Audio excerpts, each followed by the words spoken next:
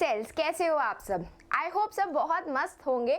सबकी पढ़ाई भी काफ़ी मस्त सी चल रही होगी। मैं हूँ आपकी अपनी Khushboo ma'am, biology master teacher at Vedantu. तो भाई आज मेरे प्यारे बच्चों का ऐसा सेशन है ना उनके लिए, जिसमें वो अपने पढ़ाई के साथ साथ कुछ बहुत मनी भी अर्न कर सकते हैं। तो आज का जो सेशन है, how will you earn while you learn, कैसे आप अपनी पढ़ाई के साथ साथ धीरे धीरे करके थोड़ा सा फाइनेंशियल इंडिपेंडेंट भी बन सकते हैं। इसका आज मैं आपको एक तरीके बताने वाली हूँ जो जेन्युइनली अगर आप इन चीज़ों में अच्छे हो तो आप सच में अर्न कर सकते हो। देखो, अर्न करने से कुछ खराबी नहीं है, कहीं ना कहीं आपको भी हेल्प मिलेगी, कहीं ना कहीं आप माइट भी अपने पेरेंट्स की भी हेल्प कर सकते हो। भाई अल्टीमेटली हमारा गोल क्या होता है कि हमारे पेरेंट्स हम पे इतना खर्चा कर रहे हैं, उनकी रिस्पॉन्सिबिलिटी है, ठीक है, लेकिन कहीं ना कहीं कभी कभी हमको कुछ लेने का मन कर जाता है या हमें लगता है कि हमें थोड़ा सा अपने फादर मदर की हेल्प कर लेनी चाहिए। तो अगर आप अपनी पढ़ाई के साथ साथ भी थोड़ा बहुत अर्न कर सकते हो तो कुछ बुराई नहीं है उसमें। तो आज मैं यही सारी चीजें बताने वाली हूं आपको कि आप लर्न करते करते कैसे अर्न कर सकते हो इन सारी चीजों से, जो कहीं ना कहीं आपकी पढ़ाई से भी रिलेटेड है। तो भाई स्टार्ट से लेकर एंड तक पूरा सेशन वॉच करना ये जानने के लिए, ठीक है। चलो स्टार्ट करते हैं हम अपने सेशन को कि कैसे student some extra money won't hurt. Exactly भाई, थोड़ी सी एक्स्ट्रा मनी जो हमको मिल रही है, हम खुद का काम करके अर्न करेंगे तो वो हमको हर्ट नहीं करने वाली, कहीं ना कहीं वो हमारे लिए ही हेल्पफुल होने वाली है और हमारे पेरेंट्स को भी कहीं ना कहीं फाइनेंशियली हेल्प करने ही वाली। देखो आप में से ना बहुत सारे बच्चे हैं, देखो जब मैं छोटी थी तो मेरे साथ भी यही था कि कहीं ना कहीं फैमिली में फाइनेंशियल इश्यूज रहते थे, तो होता था कि जो चीज़ें लेने वाली होती थी वो नहीं ले पाते थे, हमको जो चीज़ अपने पढ़ाई से रिलेटेड भी लेने वाली होती थी वो भी नहीं ले पाते थे, कभी कभी होता था ऐसा। तो अब जब आपके पास इतने सारे रिसोर्सेज अवेलेबल हैं, आपके पास इतना टैलेंट है, स्किल है, कैपेबिलिटी है कि आप अपनी पढ़ाई के साथ साथ अर्न भी कर सकते हो, तो क्यों अपनी उन स्किल्स को हम यूज़ ना करें, है ना। बस इतना बात याद में रखना कि एक डिस्क्लेमर मैं आपको दे रही हूँ, अर्न करने जाओगे अगर तो पढ़ाई को साइड लाइन मत कर देना। ये सारी एक्स्ट्रा करिकुलर एक्टिविटीज़ और ये अर्निंग मटेरियल सब आपका लाइफ का एक पार्ट है, लेकिन आपकी स्टडीज़ अभी प्रेजेंट टाइम में जब आप पढ़ाई पे ज़्यादा फोकस कर रहे हो, पढ़ाई आपकी सबसे अटमोस्ट प्रायोरिटी होती है, उस पर आपका फोकस ज़्यादा होना चाहिए। ये सारी चीज़ें तो साइड लाइन की है, नहीं भी करोगे तब भी चल जाएगा, करोगे तो आपका फ़ायदा ही होने वाला है, ऐसा कोई दिक्कत नहीं है, ठीक है। तो भाई चलो देख लेते हैं कि क्या क्या चीज़ें। देखो, money making as a student, financial independent बनोगे। कहीं ना कहीं आप में से बहुत सारे बच्चे ऐसे होंगे जिनको कॉर्पोरेट वर्ल्ड में आकर के जॉब करनी होगी, है ना, जो चाहते होंगे कि बैंगलोर में, मुंबई, पुणे, दिल्ली जाकर के बड़ी बड़ी कंपनीज में जॉब करें। तो अगर आप अभी से ही वो आपके अंदर वो अर्निंग वाली स्किल आ जाएगी ना कि कैसी ट्रिक्स के साथ, किन किन चीज़ों के साथ आप अर्न कर सकते हो अपनी, वो भी पढ़ाई के साथ साथ, तो कहीं ना कहीं आप कॉर्पोरेट वर्ल्ड में एंटर करने के लिए हो जाओगे। और जब आप अर्न करने लग जाते हो ना तो आपके अंदर और कॉन्फिडेंस आता है, एक नई लर्निंग स्किल्स आपके अंदर आती है। देखो, हर एक इंसान, हर एक बंदा कुछ ना कुछ आपको सिखाकर ज़रूर जाता है। अब मैं ही हूँ, ज़रूरी नहीं है मैं टीचर हूँ तो मुझे ही सब कुछ आता होगा, कभी कभी मुझसे भी गलतियाँ होती हैं, कभी कभी आप लोग मेरी उन गलतियों को सुधारते हो और मैं आप लोगों से बहुत कुछ सीखती हूँ। तो भाई ये गिव एंड टेक का तो हमेशा चलता रहता है, कुछ बहुत चीज़ें आप मुझे सिखाते हो, कुछ बहुत चीज़ें मैं आपको सिखाती हूँ। तो भाई अगर अर्न करोगे आप अपनी लर्निंग के साथ साथ तो कोई बुराई नहीं है, आपको कोई ना कोई ऐसी स्किल ज़रूर सीखने के लिए मिलेगी जो आपके लाइफ टाइम में, क्या पता आपकी पढ़ाई में ही आपको काम आ जाए। वो ट्रिक यूज़ करके आप पढ़ाई का कोई नया रास्ता निकाल लो कि जो चीज़ आपसे लर्न नहीं हो रही थी, जो चीज़ आपको परेशान कर रही थी, जो सब्जेक्ट आपको नहीं समझ में आ रहा था, उसी सब्जेक्ट रिलेटेड अर्निंग अगर आप करने लगे तो माइट भी वो सब्जेक्ट आपको और ज़्यादा अच्छा लगने लगे, है ना भाई। जिस सब्जेक्ट के साथ ज़्यादा टाइम बिताओगे वो सब्जेक्ट अपने आप ही पसंद आने लग जाता है। तो भाई जो सब्जेक्ट अगर आपको नहीं भी पसंद है तो उसके साथ टाइम स्पेंड करो, वो सब्जेक्ट अपने आप ही पसंद आने लगेगा। उसके बाद ऑर्गेनाइजेशन, आप ऑर्गेनाइजेशन और टाइम मैनेजमेंट सीखोगे। क्यों सीखोगे, एक बात बताओ, अर्न कर रहे होगे तो कहीं ना कहीं पढ़ाई भी तो कर रहे होगे, तो आपको वो बैलेंस बनाना, क्रिएट करना आ जाएगा कि आप लर्न करने के साथ साथ अर्न कैसे कर सकते हो। तो ये बैलेंस बहुत ज़रूरी है लाइफ में। वो टाइम मैनेजमेंट की स्किल जो कहीं ना कहीं आपके बोर्ड एग्जाम्स में, आपके मिड टर्म्स एग्जाम्स में या आपके एग्जाम्स में आपको हेल्प करेगी वो आप यहाँ से भी सीख सकते हो। भाई ज़रूरी नहीं है कि हम हर चीज़ एक पढ़ाई से सीखें, कभी कभी कोई चीज़ें ऐसी होती हैं जब आप वो लाइफ में अप्लाई करते हो, प्रैक्टिकली उनको अप्लाई करते हो, रियलिटी चेक जब आपको मिलता है तब आपको वो चीज़ अच्छे से समझ में आती है।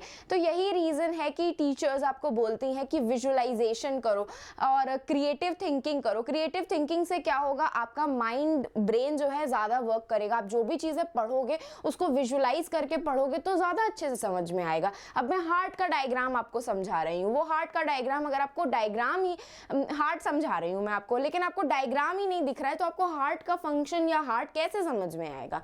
ठीक है, तो भाई देखो क्या क्या चीज़ें करके तुम अर्न कर सकते हो। सबसे पहली चीज़ तो फ्रीलांसिंग राइटिंग होती है। फ्रीलांसिंग राइटिंग का मतलब होता है कि जितना आप जो टॉपिक वो आपको देंगे, इस टॉपिक के ऊपर आपको लिखना है। आप इंग्लिश में बहुत क्रिएटिव हो, आपकी grammar, literature, language, writing skills इतनी अटमोस्ट मस्त लेवल की हैं कि आप राइटिंग बहुत अच्छी करते हो, आपका राइटिंग पोर्शन बहुत ज़्यादा अच्छा है, तो आप फ्रीलांसिंग राइटिंग कर सकते हो। बहुत सारे ऐसे वेबसाइट्स होती हैं, बहुत सारे ऐसे न्यूज़पेपर्स के आर्टिकल्स होते हैं जिसमें बच्चों को इस तरीके से फ्रीलांसिंग के लिए अप्रोच किया जाता है, जिनकी राइटिंग्स बहुत अच्छी हैं। इनका स्टार्ट आप अपने इंस्टाग्राम चैनल से कर सकते हो, यूट्यूब पे कर सकते हो, इंस्टाग्राम तो कर सकते हो एटमोस्ट। इंस्टाग्राम पे अपनी राइटिंग्स को पोस्ट कर सकते हो, स्टोरीज में, अपने पेजेस पे। देखो बहुत सारे ऐसे दुनिया में लोग हैं जिनको ना ये राइटिंग पढ़ना बहुत पसंद है, बुक्स पढ़ना बहुत पसंद है, इंटरेस्टिंग चीज़ें पढ़ना बहुत पसंद है।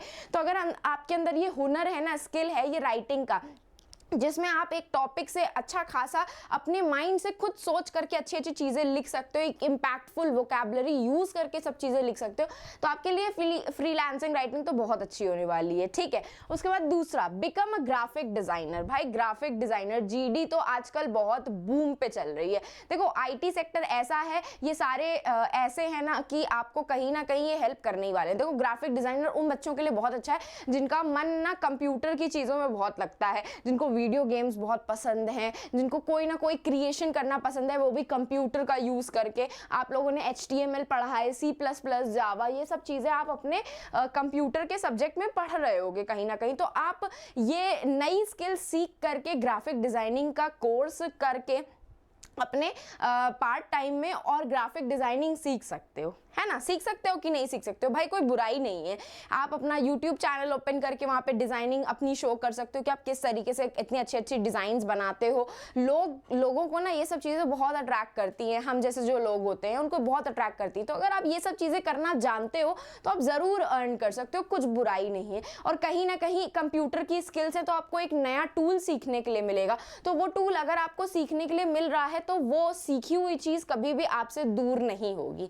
ठीक है, थर्ड थिंग, यूट्यूब व्लॉगर। आप में से बहुत सारे बच्चे ना ऐसे होंगे जिनको व्लॉगिंग करना बहुत पसंद होगा। आपने यूट्यूब पे व्लॉगर देखे भी होंगे, वो किस तरीके से शूट करते हैं, किसी शॉप के बारे में, किसी खाने के बारे में या किसी प्लेसेस के बारे में। ऐसा भी आप कर सकते हो। आप अपनी स्टडी रिलेटेड व्लॉग्स बना लो, आपको जो जो चीज़ें नई नई निमोनिक्स पता चल रही हैं या कोई टेक्निक्स पता चल रही हैं जिससे आप अपनी पढ़ाई कर सकते हो, तो बस उसके ऊपर फोकस कर सकते हो आप। Design and sell T shirts, बहुत सारे बच्चे ऐसे होते हैं ना, देखो ये design and sell T shirts तो अभी नहीं बोलूँगी, लेकिन ये भी है ना एक एंटरप्रेन्योर का ही काम होता है। लास्ट में लॉन्च एन ऑनलाइन कोर्स। भाई ये ऑनलाइन कोर्स भी अभी तो आप नहीं कर सकते हो, लेकिन ऊपर की ये तीनों चीज़ें तो आप अभी भी कर सकते हो। फ्रीलांस राइटिंग, आपकी राइटिंग स्किल्स बहुत अच्छी हैं, फ्रीलांस राइटिंग करो, खूब करो। यूट्यूब व्लॉगर बन सकते हो आप, अपनी पढ़ाई से रिलेटेड सारी चीज़ें यूट्यूब पे शेयर करो, इंस्टाग्राम पे शेयर करो। ये सारे सोशल मीडिया ना आपको हेल्प करने के लिए। देखो अगर आप इन सोशल मीडिया को अच्छे तरीके से यूज़ करोगे, एडवांटेज लेकर के यूज़ करोगे, तो ये आपके लिए प्रॉज ही होने वाले हैं। लेकिन अगर आप इनको गलत तरीके से यूज़ करोगे तो ये आपको नुकसान करेंगे ही करेंगे। तो देखो हर सिक्के के दो पहलू होते हैं, अच्छे भी और ख़राब भी।